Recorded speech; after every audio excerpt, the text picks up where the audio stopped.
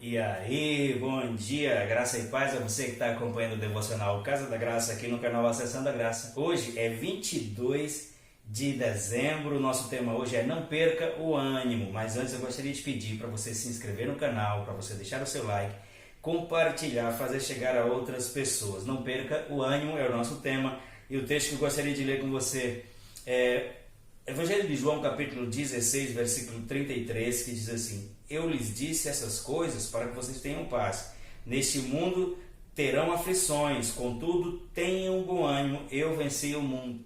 Aqui nesse texto, Jesus estava vacinando os seus discípulos e falando com eles sobre a realidade de que esse mundo, ou nesse mundo, nós viveríamos aflições, eles viveriam dificuldades, mas ele disse uma chave aqui muito importante. Ele disse: tenha bom ânimo, mantenha o ânimo, não perca o ânimo. Depois ele fecha dizendo: porque eu venci o mundo. Em outras palavras, ele está dizendo: tudo aquilo que vai se levantar contra vocês, em mim, vocês já são mais que vencedores, porque eu venci essas coisas. Agora, se o seu ânimo for comprometido, pode ser que essas coisas lhe vençam. Era isso que ele estava dizendo quando ele disse: contudo, tenha bom ânimo. As ameaças, que são más notícias, são diagnósticos médicos, as pressões que a gente sofre, até as opressões, elas vêm com a finalidade de roubar a nossa fé, fazendo com que a gente se bloqueie por dentro, o nosso ânimo seja comprometido. Porque se a gente for comprometido no ânimo, a gente perde a capacidade de reagir em fé. Veja como o diabo é estrategista, mas Jesus já disse que ele já venceu essas coisas. Se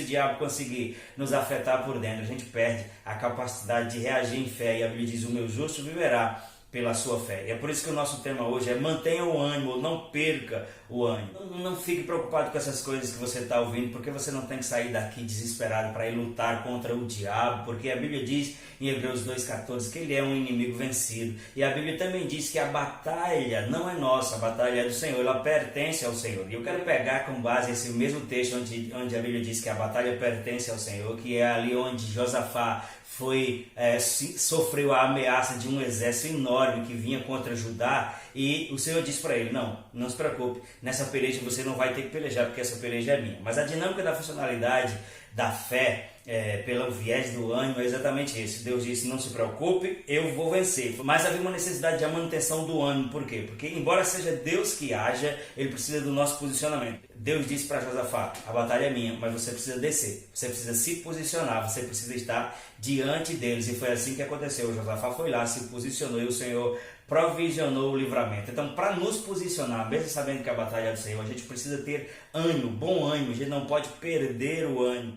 Provérbios 24:10 vai dizer assim: se te mostras fraco no dia da angústia, a tua força é pequena. Veja, te mostras fraco no dia da angústia. A angústia é algo que acontece por dentro. A angústia é algo que é uma evidência de que nós fomos afetados, de que os dardos inflamados do maligno nos atingiu. E ele disse: se isso acontecer, a sua força é pequena. O desânimo é uma confirmação de que nós fomos afetados, de que nós fomos atingidos. E aqui o sábio Salomão em Provérbio diz: se isso acontecer, você vai ter pouca força. Para que essa força? Para se posicionar. A batalha pela fé é uma batalha de tomar posse daquilo que Deus já conquistou para nós. Josafá teve que se posicionar, o Senhor interviu, ele provisionou o livramento, mas Josafá teve que se posicionar.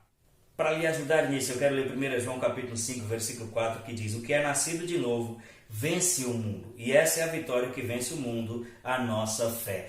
Quando diz vence o mundo, está falando sobre tudo aquilo que vem contra nós, do sistema, que é onde o diabo governa, que é onde ele influencia. Ele diz: se você é nascido de Deus, você vence o mundo, mas você não vence apenas porque é nascido de Deus. Ele diz: por causa da fé, porque essa é a vitória que vence o mundo, a vossa fé.